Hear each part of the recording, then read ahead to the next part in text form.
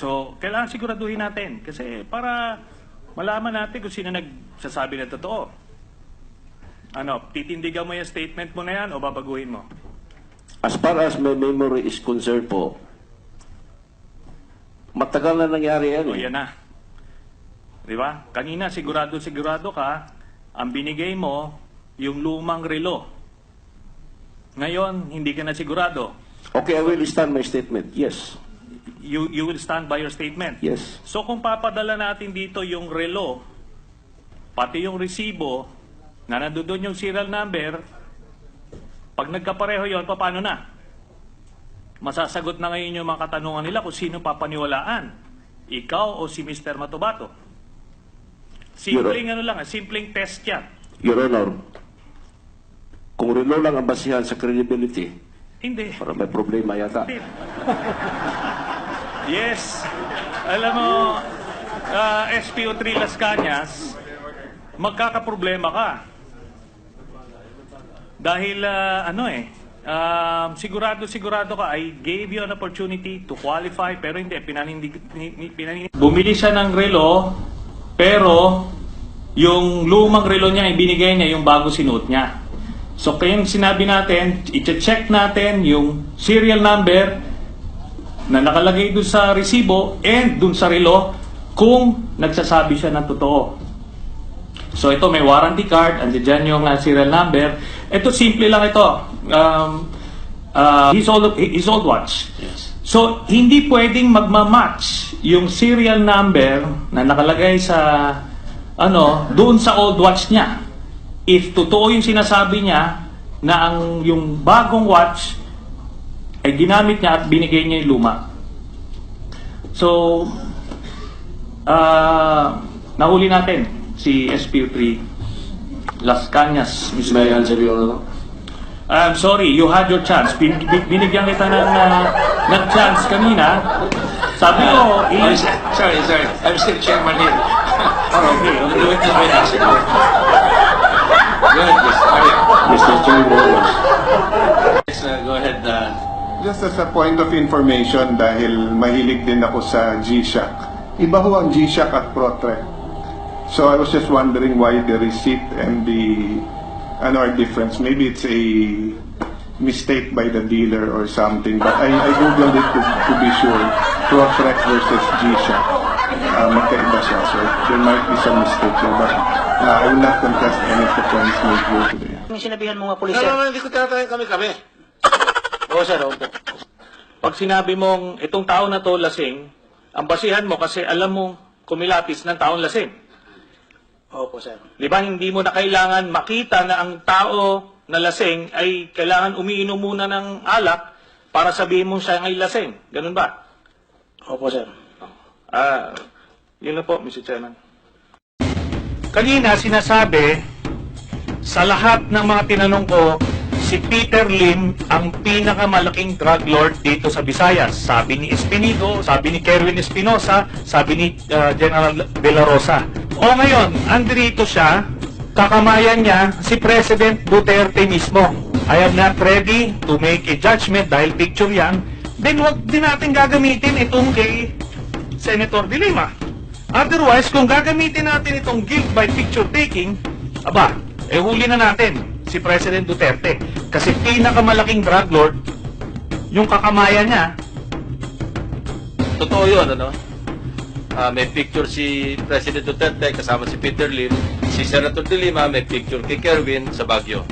Ang kadahan lang, may statement si Kerwin under oath, may statement si Ronnie Dayan, nagtugma, na may perang binibigay na papunta kong kanino. Ngayon, kung si Peter Lim ay magbibigay ng affidavit na nagbigay siya ng pera kay Secretary Bongo at may statement din si Secretary Bongo at na ito'y binibigay niya kay Presidente Duterte, I think an impeachment proceeding is in order.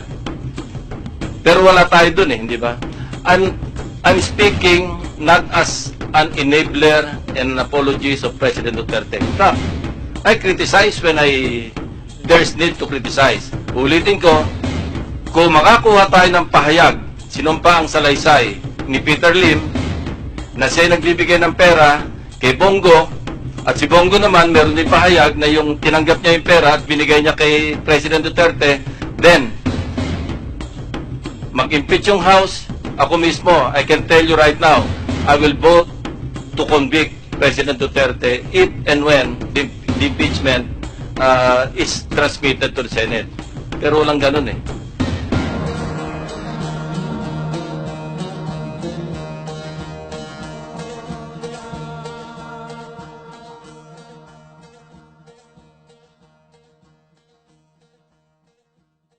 On the Scarborough problem, and I told you, who authorized you to make a backroom negotiation with the Chinese for the Scarborough?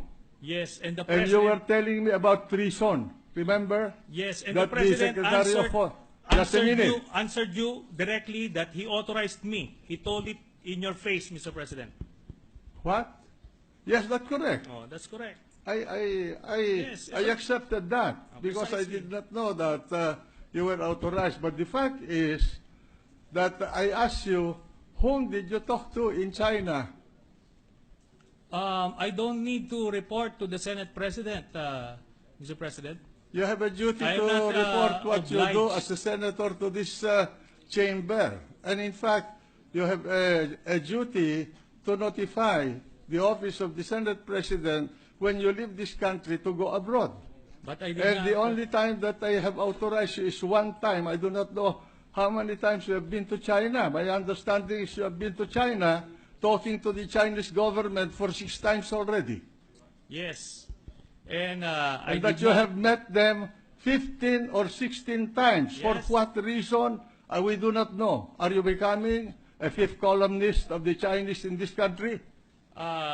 The Senate President is not privy to the backroom channel talks, and I'm not obliged in any way to I think you divulge. have a duty to inform the people. I'm not. I have already informed the people, but not the Senate President. I'm not obliged to report to the Senate President, and all this line of questioning is irrelevant again. And should this line of questioning continue, I will have to say that I will refuse to yield anymore the floor. No, I'm asking for, you. I'm asking you a question. You went to China. You asked the ambassador of the Philippines there, Madam Brady, for a meeting, and you said, do not take notes during our conversation. And you called the Secretary of Foreign Affairs a traitor. In fact, you told me that he committed treason. Yes, it was an executive session, and we're not supposed to And I divulge will what's read. happening in You the. want? I will read it to What- the record your conversation with Brady But it's and his supposed to notes be, to the Department of Foreign it's Affairs. supposed to be a confidential matter. It's- Yes, but there's nothing So, confidential. even in the executive meeting, cabinet meeting, in the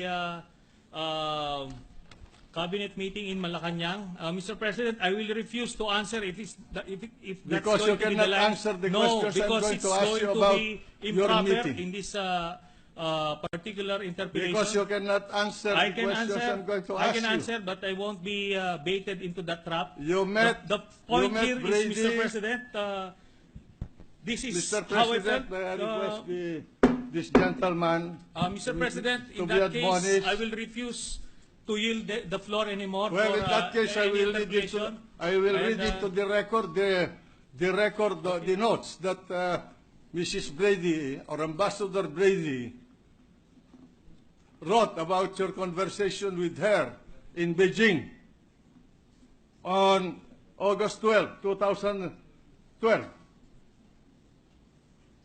You want me to A read point this? of order, Mr. President. You want me to read this? A point of What is the order. point of order? The from Bicol? Senate President may reveal sensitive information pertaining to foreign relations and national security, and I believe it is out of order in Do this not teach me what session. the parliamentary proceedings. I'm not answerable to anybody There about is a what point I of say order, in this Mr. hall. President. The Senate President may proceed. All right? And I have here the white paper that you've been writing about the Secretary of Foreign Affairs.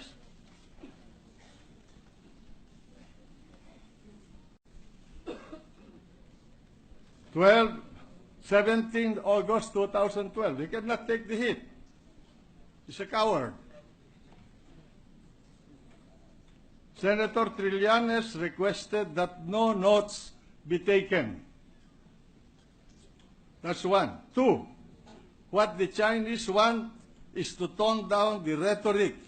He met the night before Mr. President. with the senior Chinese Point of order, Mr. MFA President. officials. Mr. President, excuse me, point of order. Yes? Mr. The gentleman President, from Taguig. just a point of inquiry and a point of order. Senator Trillanes had the floor.